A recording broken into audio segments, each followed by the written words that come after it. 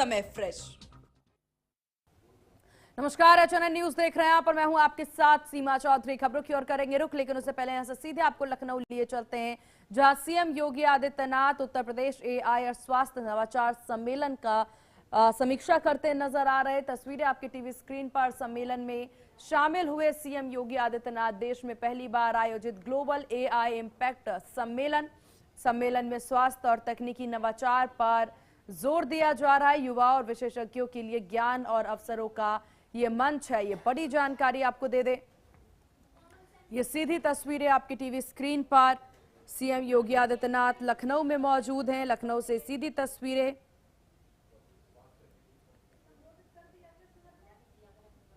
CM Yogi Adityanath की सीधी तस्वीरें लखनऊ से आप देख रहे हैं।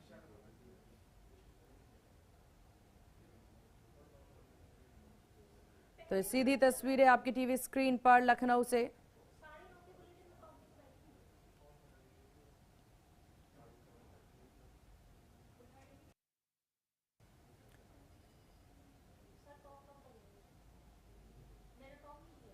ये सीधी तस्वीरें लखनऊ से आपकी टीवी स्क्रीन पर, जहां सीएम योगी आदित्यनाथ लखनऊ में मौजूद हैं। और देखिए यहां पर डिप्टी सीएम भी साथ मौजूद हैं। सीधी तस्वीरें आपकी टीवी स्क्रीन पर।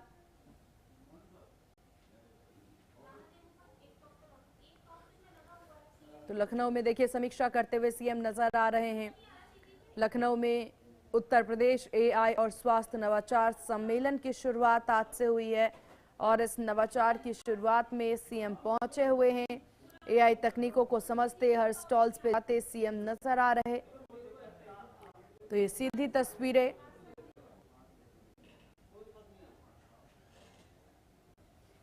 लखनऊ से, इसी तस्वीरें आपकी टीवी स्क्रीन पर। सीएम एक स्टॉल्स पर जाकर के समीक्षा करते नजर आ रहे हैं, उस स्टॉल के बारे में जानकारी लेते नजर आ रहे हैं और एआई तकनीक को समझते नजर आ रहे हैं। देखिए एआई हेल्थ कन्वेंशन ये है और इसको लेकर के इनोवेशन कन्वेंशन को लेकर के यहाँ पर सीएम योगी आदित्यनाथ की मौजूदगी।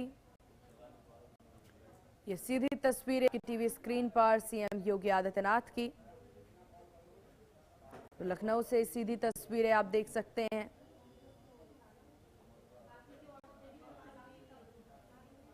योगी आदित्यनाथ की यहां पर मौजूदगी देखी जा सकती है। सीएम योगी आदित्यनाथ की सीधी तस्वीरें लखनऊ से आपकी टीवी स्क्रीन पर।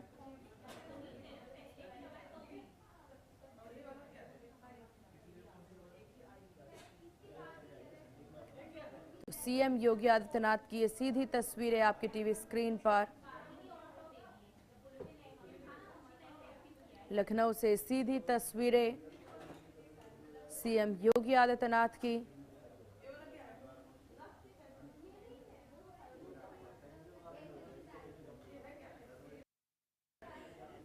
में शामिल हुए सीएम योगी आदित्यनाथ।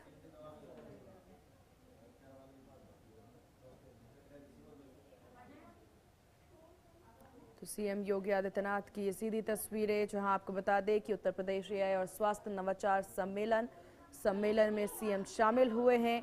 जहां इस सम्मेलन से देखिए एआई में पूरा एआई सिटी भी बसाने की तैयारी सीएम की है और उससे पहले हेल्थ और एआई का ये मेलजोल जो है वो देखने को मिल रहा है। एक स्टॉल्स पर जाकर के सीएम के द्वारा समीक्षा की जा रही है, जानने की कोशिश की जा रही है कि क्या खास है इस स्टॉल पर, और हर एक चीज को विस्तार से समझते जानते सीएम नजर आ रहे हैं।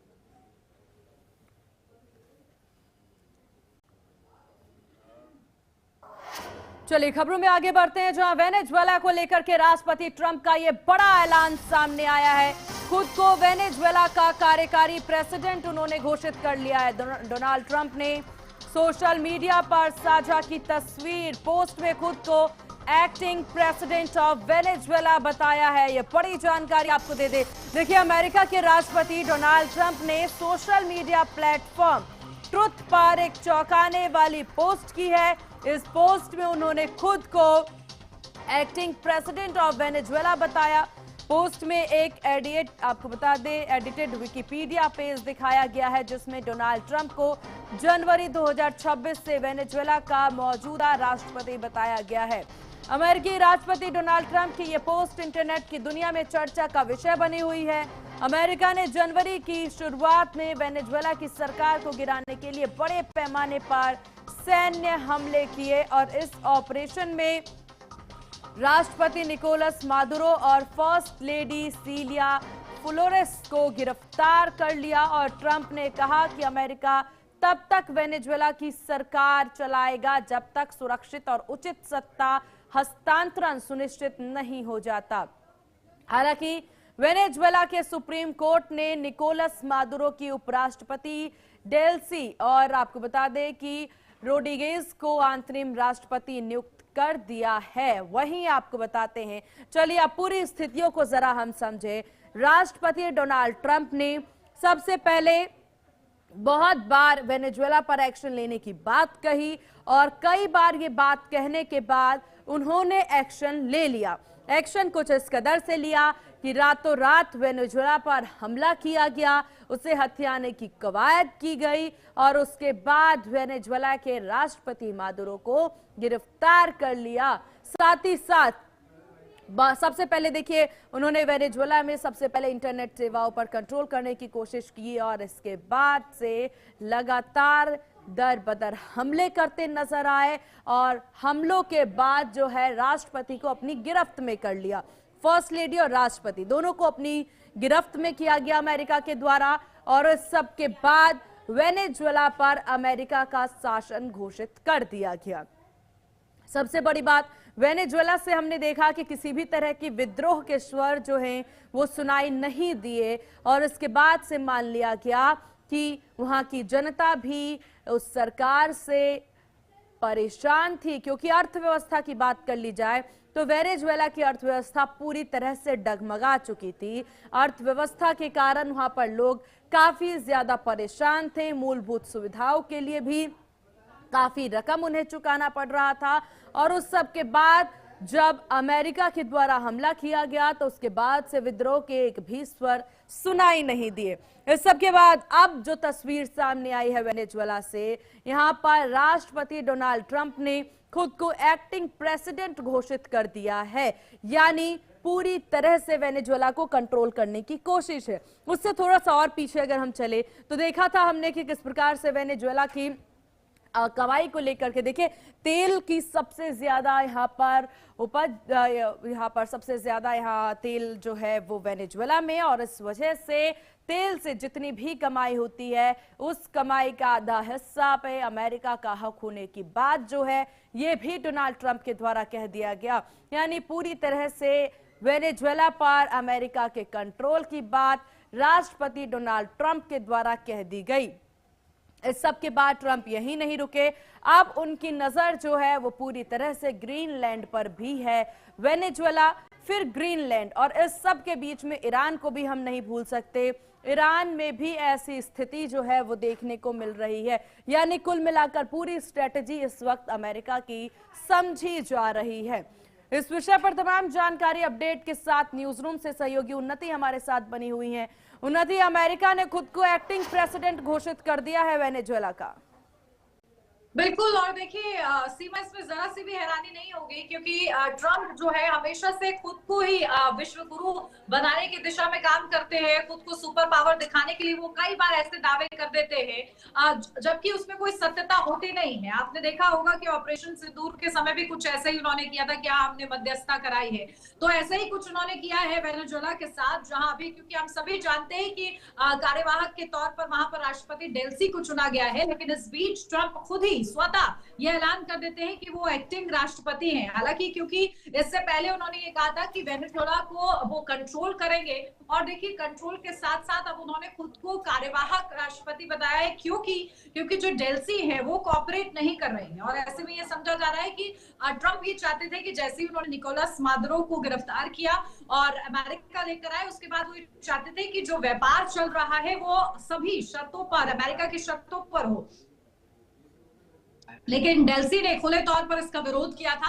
जिसके बाद उन्होंने चेतावनी भी दी थी डेल्सी को कि अगर आप कोऑपरेट नहीं करेंगे तो आपका हाल निकोलस मादुरो जैसा ही होगा, यानी कि उनको भी गिरफ्तार कर लिया जाएगा। और कुल मिलाकर यह समझा जा रहा था कि अमेरिका जो है दबाव डालना चाहता है वहां की जो अंतरिम सरकार चुनी गई, राष्ट्रपति चुनी गई डेल्सी पर, कि आपको भी बाय होक और बाय क्रुक आपको कहीं ना कहीं अमेरिका की ही सुननी पड़ेगी। लेकिन डेल्सी के विरोधी स्वर सुनने के बाद अब अमेरिका की ओर से यानी कि ट्रंप की ओर से खुद को यह बता दिया गया है कि वो एक्टिंग राष्ट्रपति है। ये समझा जा सकता है कि दबाव का प्रयास कर रहे हैं ट्रंप। बिल्कुल। और उन्नति, इससे पहले देखिए राष्ट्रपति ट्रंप खुद को ही सारी उपाधि देते नजर आए। इससे पहले हमने देखा था जब खुद को ही शांति दूत वो साबित करते नजर आए, नोबेल पुरस्कार की मांग उन्होंने कर दी और जब नहीं मिला तो काफी नाराजगी देखने को मिली। और इस सब के बाद ये सब जब अपने आप को शांति दूत की तरह फ्रेम कर ही रहे थे कि तुरंत उन्होंने वेनेजुएला पर हमला कर दिया और उसके बाद अब वहां पर खुद को एक्टिंग प्रेसिडेंट घोषित कर रहे हैं,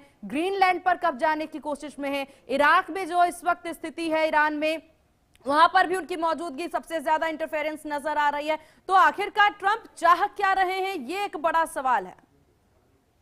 बिल्कुल, देखिए सीमा, बहुत ही क्रिस्टल क्लियर है कि ट्रंप जो है अपनी लीडरशिप दिखाना चाहते हैं पूरे वैश्विक मंच में, क्योंकि अभी कुछ ही दिन पहले जब यूएनएससी की आपात बैठक बुलाई गई तो उस बैठक में कई सुपर पावर जो देश है, यहाँ तक कि चीन और रशिया ने इस पूरे हमले की निंदा की थी। यहाँ तक कि रशिया ने तो ये कहा था कि आप मादुरो को वापस करिए, लेकिन साथ ही साथ चीन की ओर से भी निंदा की गई थी इसकी। बावजूद इसके अमेरिका अपने इस डिसीजन को डिफेंड करता हुआ उस बैठक में भी नजर आया कि आखिर ये सब क्यों किया गया है और इसको जिस तरीके से ड्रग तस्करी से जोड़ा जा रहा है, ये समझा जा रहा है। जानकार यही बता रहे हैं कि ये सब तो सिर्फ एक खुले तौर पर प्रॉक्सी की तरह काम कर रहा है, जबकि असल मुद्दा जो है वो तेल का मुद्दा है और तेल बहुत प्रिय है अमेरिकी राष्ट्रपति डोनाल्ड ट्रंप को और इसी लालच के चलते उन्होंने वेनेजुएला पर हमला किया है। और क्योंकि ये पहले का नहीं है, 2020 से देखिए इच्छा जताती रही है अमेरिका की सरकार और ऐसे में ट्रंप के तो ये मैनिफेस्टो में भी था और वही करते हुए ट्रंप इसको असल मायनों में नजर आए।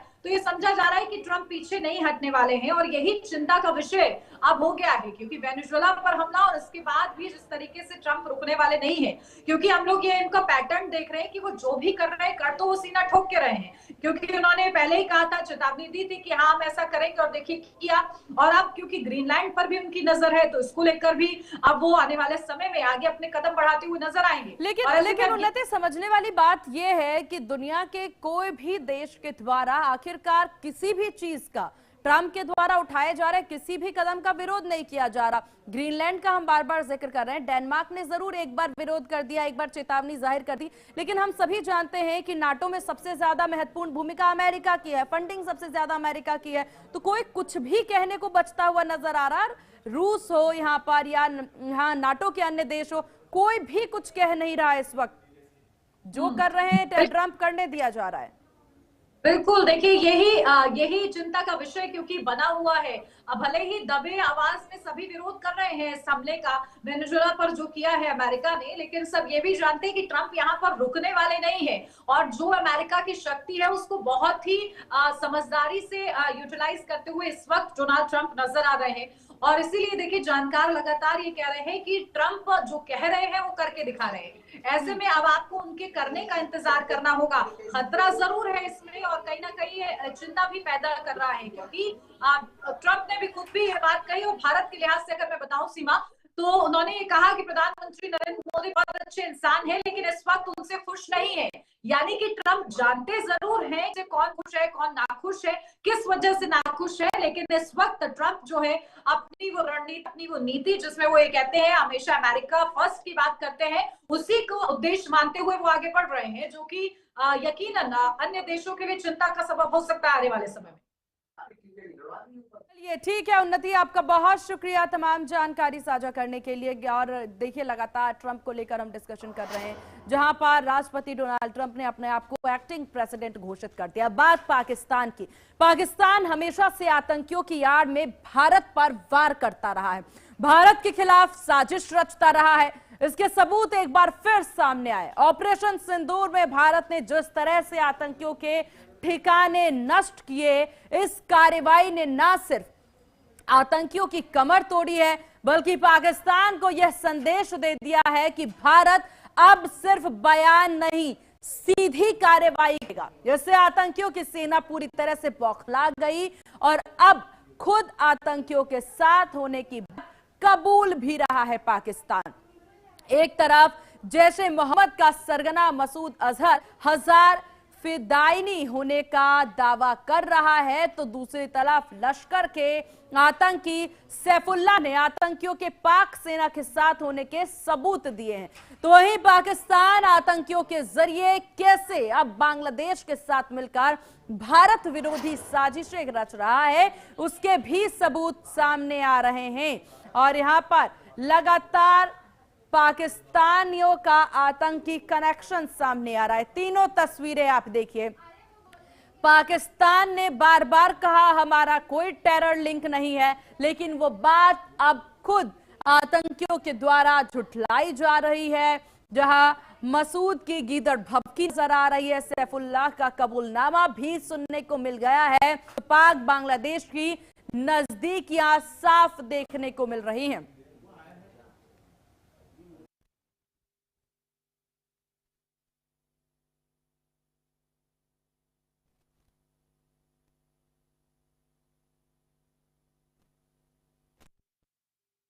से आतंकियों की आड़ में भारत पर वार करता रहा है, भारत के खिलाफ साजिशें रचता रहा है।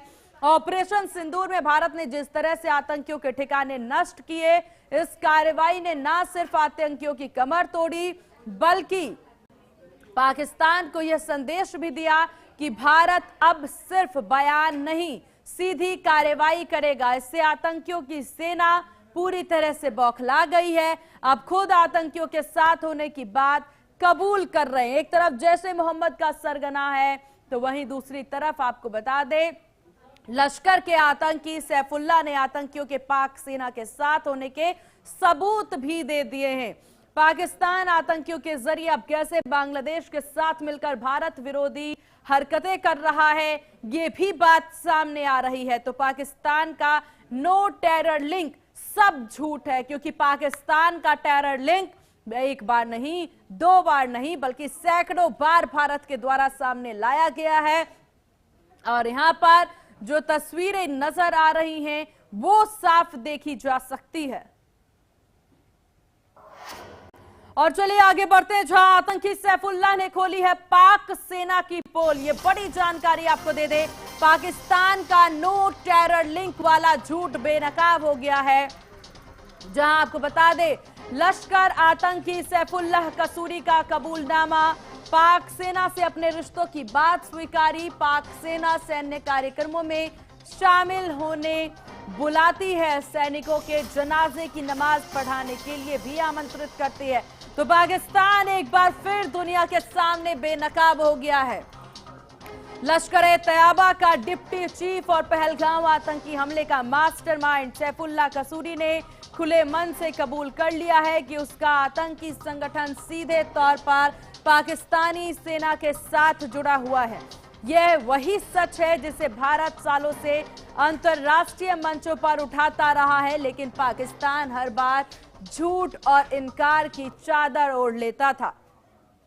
पाकिस्तान एक स्कूल में आयोजित कार्यक्रम के दौरान कसूरी ने न सिर्फ पाक सेना से अपने रिश्तों की बात स्वीकारी, बल्कि खुलेआम इस पर घमंड भी जताया। वायरल वीडियो में वो कहता है पाकिस्तानी सेना उसे अपने सैनिकों के जनाजे में नमाज पढ़ाने के लिए बुलाती है। कसूरी ने यह तक कह दिया कि आने वाला कल इस्लाम और पाकिस्तान का है। एक आतंकी सरगना को बच्चों के बीच मंच पर देना और इस बात का साफ सबूत है कि पाकिस्तान में आतंकवाद सिर्फ पनपता ही नहीं है, बल्कि उसे संस्थागत संरक्षण भी मिलता है। एक बार फिर इसके सबूत सामने आए हैं। हाल ही में एक बड़ा खुलासा हुआ जो बताता है कि कैसे पाकिस्तानी सेना आतंकियों को न्योता देकर बुलाती है। पहलगाम हमले के मास्टरमाइंड लश्कर-ए-तैयबा के एक शीर्ष नेता ने पाकिस्तान सेना के साथ संगठन के खुले संबंध को स्वीकार किया है, खुले मंच से स्वीकार किया है। एक हमारे पाक फौज के नौजवान ड्यूटी के दौरान जख्मी हुए हैं, और फिर अल्लाह की रजा से वो मौत से तो चाल हुए हैं। हमारे ये शहीद है, हमारा ये फख्र है, और हमें कहा गया कि उनका जनाजा पढ़ाना है। अब जनाजा पढ़ाना एक मुसलमान का दूसरे मुसलमान पर हक। और इसी के साथ इस खास पेश में बस इतना ही। बने रहिए HNN न्यूज के साथ। नमस्कार।